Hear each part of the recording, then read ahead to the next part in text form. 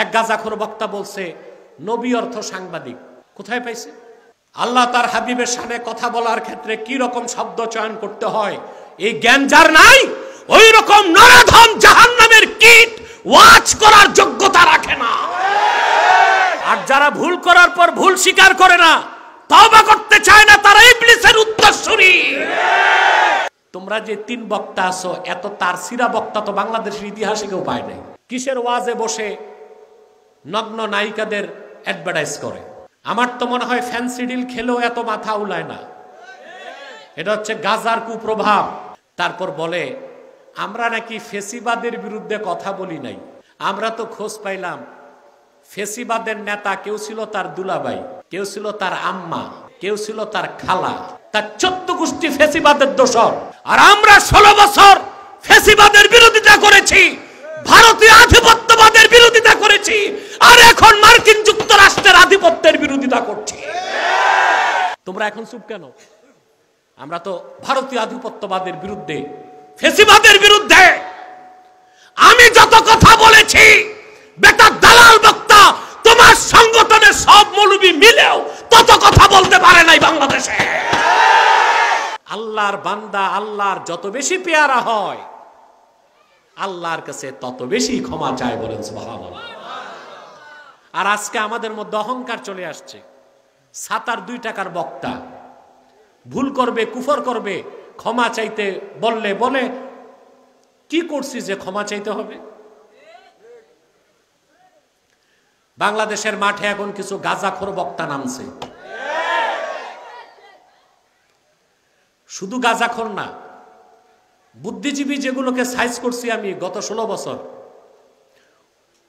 ওগুলো তো মেয়াদ উত্তীর্ণ গাঁজাখোর ছিল। আর এগুলো যে গাঁজা খাইছে, এটা মেয়াদ উত্তীর্ণ না হইলেও যে গাঁজা খাইছে এতে সন্দেহ নাই। এক গাঁজাখোর বক্তা বলছে নবী অর্থ সাংবাদিক। কোথায় পাইছে? ফাতাওয়া বাজ্জাজিয়াতে এসেছে নবীর অর্থ কি? আল মুখবিরু আনিল্লাহি আযজা ওয়া জাল্লা বিআওয়ামিরিহি ওয়া নাওয়াহিহি। সুবহানাল্লাহ। আল্লাহর পক্ষ থেকে যিনি বার্তাবাহক, আল্লাহর আদেশগুলো কি, নিষেধগুলো কি, আল্লাহর পক্ষ থেকে মানুষের কাছে পৌঁছাতেন, তিনি হতেন নবী। তিনি হতেন নবী। আর সাংবাদিক সত্য মিথ্যা উদ্ভট যা খুশি তাই বলে, আর তারা তো আল্লাহর পক্ষ থেকে না। তা আল্লাহর পক্ষ থেকে বার্তাবাহক যারা হতেন, তারা, তাদের নাম ছিল কি? তারা হতেন নবী।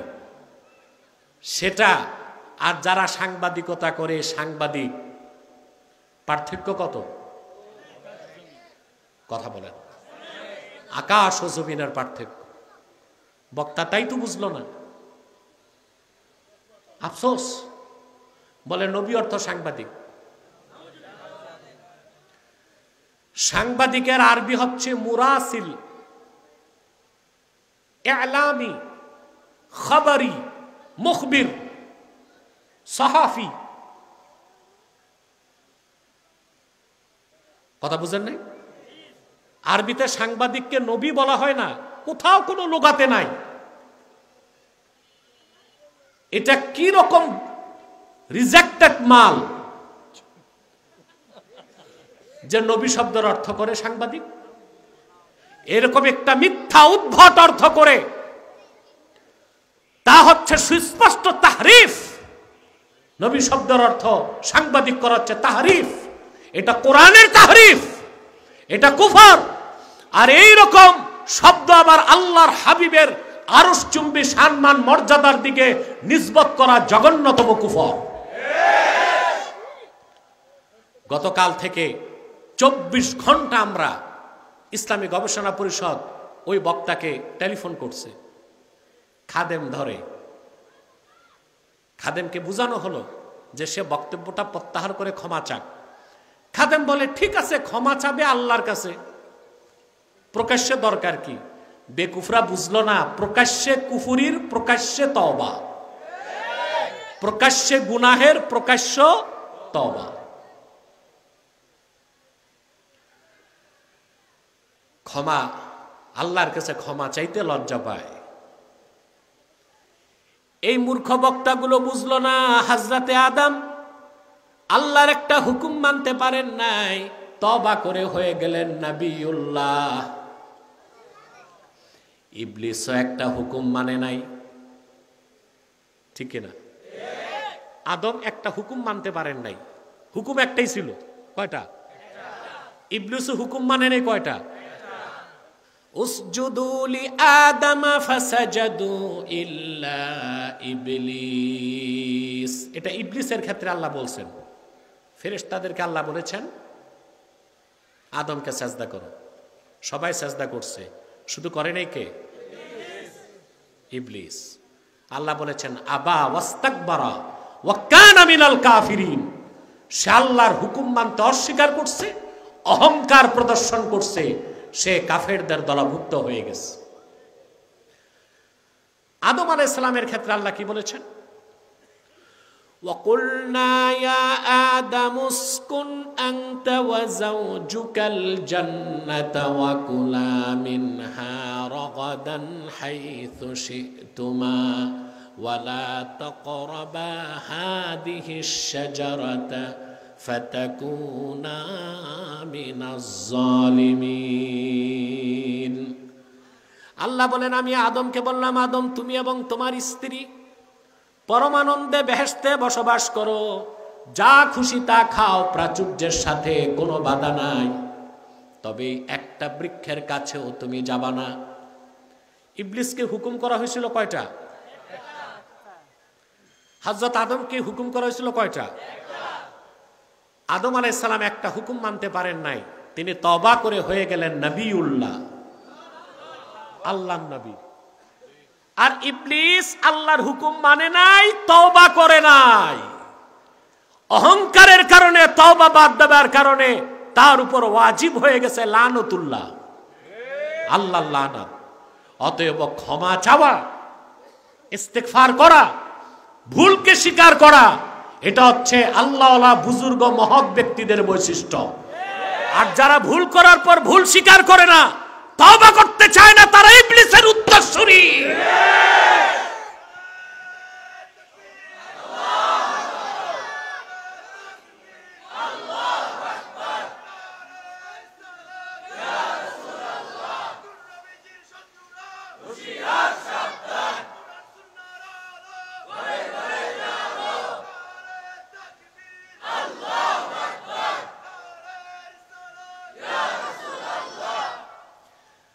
প্রিয় ভাইরা, বক্তার আবার বারুদ উঠছে, ক্ষমা তো চাইলই না, ভুল তো স্বীকার করলই না, আমাদের দিকে আঙ্গুল তুলে বলে আমরা খানকায় বসে ফতুয়া দেই। বেটা মূর্খ কোথাকার। আব্বাসী মঞ্জিল জোনপুর দরবার শরীফ কোন গতানুগতিক খানকা না, এটা হচ্ছে হেদায়েতের মার্কাজ। সকল প্রকার কাফের মুশরিক রামবাম নাস্তিকদের বিরুদ্ধে, ইসলামের শত্রুদের বিরুদ্ধে, রাওয়াফেজদের বিরুদ্ধে, খাওয়ারিজদের বিরুদ্ধে, ইসলামের শত্রুদের বিরুদ্ধেই আব্বাসী মঞ্জিল জোনপুর দরবার থেকে কার্যক্রম চলছে। ফাতোয়া আজকে থেকে দেওয়া হয় না। তাদের কিছু ট্রেডমার্ক বক্তার কথা বলছে যে উনি একে একে ধরছে। তোমরা যে 3 বক্তা আছো, এত তারসিরা বক্তা তো বাংলাদেশের ইতিহাসে কেউ পায় নাই। কিসের ওয়াজে বসে নগ্ন নায়িকাদের অ্যাডভার্টাইজ করে। আমার তো মনে হয় ফ্যান্সি ডিল খেলেও এত মাথা উলায় না। এটা হচ্ছে গাজার কুপ্রভাব। তারপর বলে আমরা নাকি ফেসিবাদের বিরুদ্ধে কথা বলি নাই। আমরা তো খোঁজ পাইলাম ফেসিবাদের নেতা কেউ ছিল তার দুলাভাই, কেউ ছিল তার আম্মা, কেউ ছিল তার খালা, তার 14 গোষ্ঠী ফেসিবাদের দোসর। আর আমরা 16 বছর ফেসিবাদের বিরোধিতা করেছি, ভারতীয় আধিপত্যবাদের বিরোধিতা করেছি, আর এখন মার্কিন যুক্তরাষ্ট্রের আধিপত্যের বিরোধিতা করছি। তোমরা এখন চুপ কেন? আমরা তো ভারতীয় আধিপত্যবাদের বিরুদ্ধে, ফেসিবাদের বিরুদ্ধে আমি যত কথা বলেছি, বেকার দালাল বক্তা তোমার সংগঠনের সব মৌলবি মিলেও তত কথা বলতে পারে নাই বাংলাদেশে।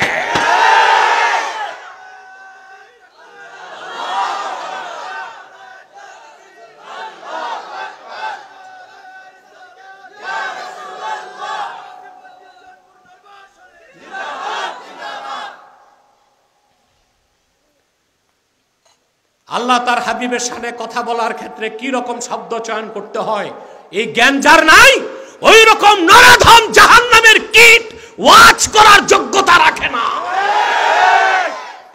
আগে আকায়েদের কিতাব পড়ো, ফাতোয়ার কিতাবগুলো পড়ো, উসুলের কিতাব পড়ো, তাফসিরের কিতাব জীবনে পড়ছি কিনা আমার সন্দেহ আছে। আসছিল আমার কাছে, জেলখানার থেকে বের হয়ে আসছিল, বহুত নসিহত করছি যে তুমি একটু লাইন মতো চলো, আজে বাজে কথা বলো না, কারো দালালি করো না, অন্তত তাফসির ইবনে কাসির পড়ো আর ওয়াজ করো। কিন্তু পাগল যখন বদ্ধ পাগল হয় তখন কারো কথা শোনে না। শোনে? মনে রাখবেন মুসলমান, আল্লাহ সবচেয়ে ভালোবাসেন ওই মুমিনকে যে বারবার আল্লাহর কাছে ক্ষমা চায়। ক্ষমা চাইবেন? এই জন্য আল্লাহ বলেছেন, খাঁটি মুমিনরা আল্লাহকে বলে, আল্লাহ ঈমান আনছি ক্ষমা করো। সুবহানাল্লাহ বলবেন।